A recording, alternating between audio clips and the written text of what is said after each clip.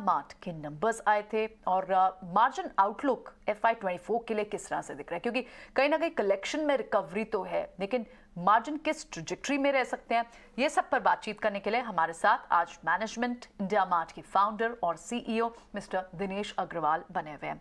बहुत बहुत स्वागत है आपका मिस्टर अग्रवाल। बड़ी बात यही है क्योंकि हमने देखा कि पिछले 4 क्वार्टर से आपके मार्जिन्स लगभग सस्टेन करते रहे हैं around in a bracket of 30%, लेकिन स्ट्रीट को ऐसा लगता है कि आपके मार्जिन 35% तक भी बढ़ सकते हैं। क्या बड़े ड्राइवर्स होंगे, क्या ग्रोथ लेवर्स हैं यहाँ पर जिसकी वजह से ये स्ट्रीट की एक्सपेक्टेशन बनती जा रही है? आपसे सुनेंगे तो और कॉन्फिडेंस आएगा। तो देखिए, जैसे कि कलेक्शन फ्रॉम ऑपरेशंस पीछे स्ट्रांग रहे हैं और डेफर्ड रेवेन्यू भी हमारा स्ट्रांग है, तो ऐसा लगता है कि रेवेन्यू फ्रॉम ऑपरेशंस एक तो अच्छा आना चाहिए, 25% से ऊपर आना चाहिए। एंड जो हमने कॉस्ट एस्केलेशंस थी बिटवीन 2022, उसके 2 रीजन थे। एक तो हमने बहुत सारा बैकफिल नंबर ऑफ पीपल नहीं किए थे, तो अगर आप नंबर ऑफ एम्प्लॉइज देखें तो हमारे काफी बढ़े हैं पिछले साल में। और दूसरा, सैलरीज भी काफी रिवाइज हुई थी FY22 में, काफी री रेट हुई है FY22 और 23 में, तो उसकी वजह से मार्जिन थोड़ा स्टेबल सा रहा है। और जब ये कॉस्ट की इन्वेस्टमेंट मोटा मोटी अगले 1-2 क्वार्टर में खत्म हो जाएगी, तो धीरे धीरे करके मार्जिन वापस से एक्सपैंड करना चाहिए, शायद 1-2% पर ईयर के हिसाब से, तो वो शायद 30-35% तक, 34% तक पहुंच सकता है। दिनेश, हाय, गुड मॉर्निंग। 2 चीजें आपसे समझना चाहूंगी। एक तो सब्सक्राइबर एडिशन पर आगे ग्रोथ गाइडेंस क्या रहेगी, इन्वेस्टमेंट प्लान्स 2023 के लिए क्या बनाकर आप चल रहे हैं, और पिछले दिनों कुछ दिक्कतें, कुछ चैलेंजेस फेस जरूर किया आपने, काउंटरफीटिंग गुड्स जिसे आप टैकल कर रहे थे, वहां पर स्थिति इस वक्त कैसी नजर आ रही है?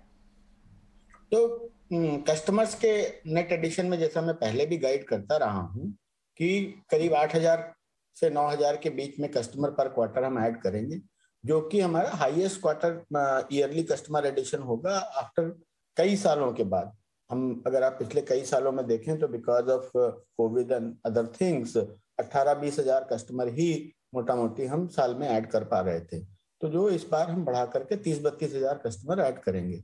और गाइडेंस वैसे ही रहने वाली है। हो सकता है कि थोड़ा बहुत ऊपर नीचे कभी चर्न की वजह से हो, बट उसके अलावा कुछ ज्यादा चेंज होने की उम्मीद नहीं है उसमें।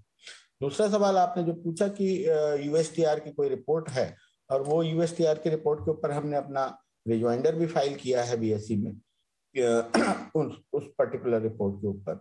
और जहाँ पे एक तरफ USTR ने बताया है कि कुछ चीजें हमारे यहाँ सुधरी हैं और हमने और ज्यादा इम्प्रूवमेंट्स किए हैं, कैसे हम डिस्प्यूट रेजोल्यूशन और ट्रेडमार्क रेजोल्यूशन पे काम कर रहे हैं, जबकि यूरोपियन यूनियन की एजेंसी ने हमको बिल्कुल क्लीन चिट दिया है कि हमारे यहाँ पे परफॉर्मेंस, सारे प्रोसेसेस काफी ठीक हो चुके हैं। तो ये तो लाइफ लॉन्ग प्रोसेस है, क्योंकि इसमें काफी सारी दिक्कतें इस बात की आती हैं कि जो चीज इंडिया में अलाउड है और वो जो US में नहीं अलाउड है, उसको कैसे टैकल किया जाए।